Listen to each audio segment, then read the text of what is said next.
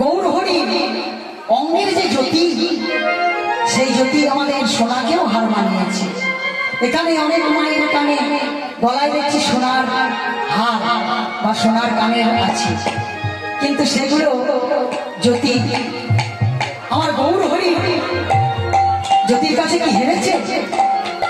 না, হারতে গৌর হরি জ্যোতি এত উজ্জ্বল যে সোনারাই গৌর হরির কাছে হেরেছে, তাই তো। কিন্তু সোনার কাছে আমার গৌর হরি হারে। সোনার মনে বড় অহংকার জন্মেছিল যে আমার যা জ্যোতি এই জগতে বুঝি আর কারো এমন জ্যোতি নেই। তাই কোনদিন হয় মা সোনার এইরকম মনে অহংকার অহংকার করতে করতে সোনা একদিন ওই নবদ্বীপ ধামে পৌঁছে গেছে। নবদ্বীপ ধামে যখন পৌঁছেছে, গৌর হরি দর্শন করে সোনা মনে মনে চিন্তা করছে, আমি তো খুব অহংকার করতাম যে আমার যারা জ্যোতি এই জগতে বুঝি কোনো মানুষের বা কোনো জীবের কোনো কিছুই এমন জ্যোতি নেই। আমার মনের অহংকার ছিল, সেই অহংকার আজ আমার চূর্ণ হয়ে গেল।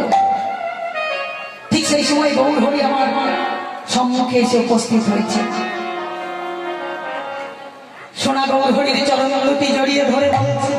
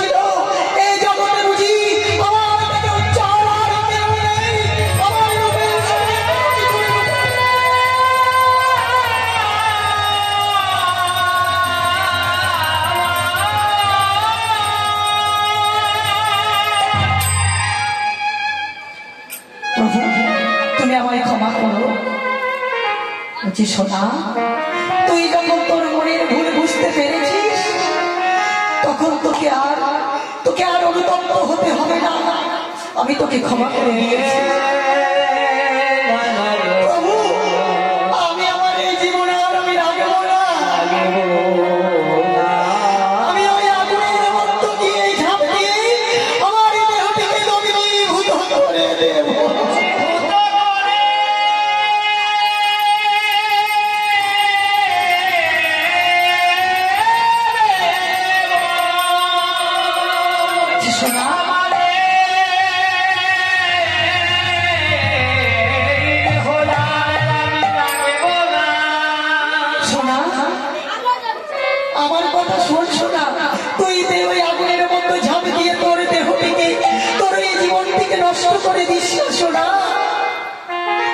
প্রভু, আমি আপনার কোনো কথাই শুনবো না, আমার কর্মের ফল তোমায় পেতেই হবে, তাই আমি ওই অগ্নিতে ঝাঁপ দিয়ে আমি আমার প্রাণ বিসর্জনে দেব। আমি কি করবো জানো প্রভু? আমার প্রাণের তো আমি রাখবো না।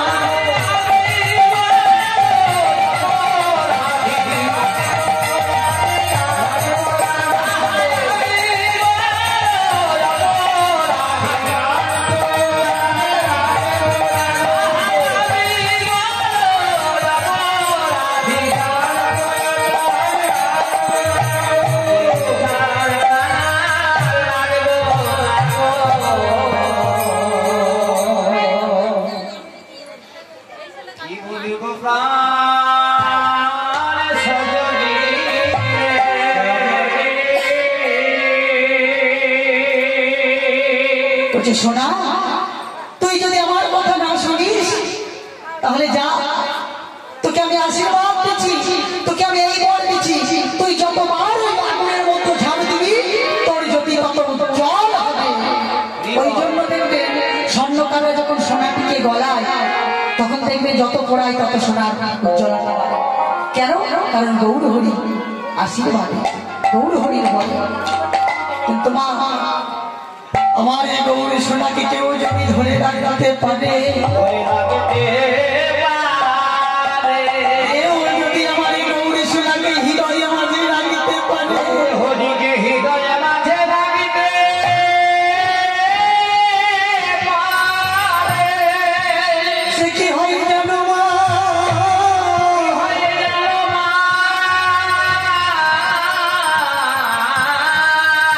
মা শেষে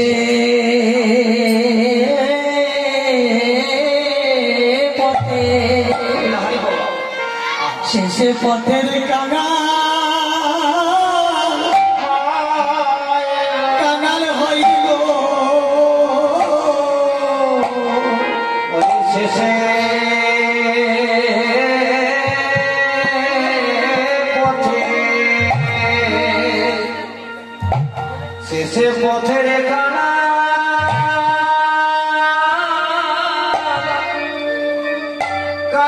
হইল,